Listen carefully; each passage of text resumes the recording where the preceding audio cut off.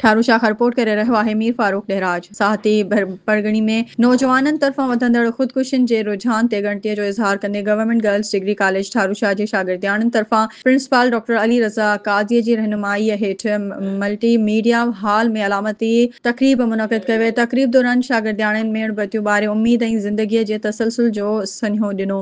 हुन मौक़े ते ॻाल्हाईंदे प्रिंसिपल डॉक्टर अली रज़ा काज़ी चयो त 5 ॾींहनि जी मुख़्तसर अरसे में 20 नौजवाननि जा अपघात करण जा वाक़िआ समाज लाइ हिकु वॾो अलमियो आहिनि, पर अहिड़ी ऊंदाहीअ में बि उम्मीद जी शमा खे रोशन रखणु लाज़मी आहे। हुन चयो त ज़िंदगी ख़ुदा जी ॾिनल अमानत आहे, जंहिंखे मायूसीअ जी ऊंदाहियुनि में विञाइणु न घुरिजे। शागिर्दियाणनि शाह अब्दुल लतीफ़ भिटाईअ जे सुर बिलावल मां काफ़ी आसरो आहे, मूंखे होत हबीब जो वॼाए रूहानी ऐं उम्मीद भरियो पैगाम ॾिनो त इंसान खे हर हालत में पंहिंजे हबीब ऐं ख़ालिक सां रुजू करणु घुरिजे। तक़रीब में उस्तादनि ऐं शागिर्दियाणनि चयो त समाज खे गॾिजी अहिड़ी दर्दनाक सूरतहाल जो मुक़ाबिलो करणो पवंदो त जीअं हर नौजवान जी दिलि में ज़िंदगीअ सां मोहबत जी रोशनी ॿीहर भड़की उथे।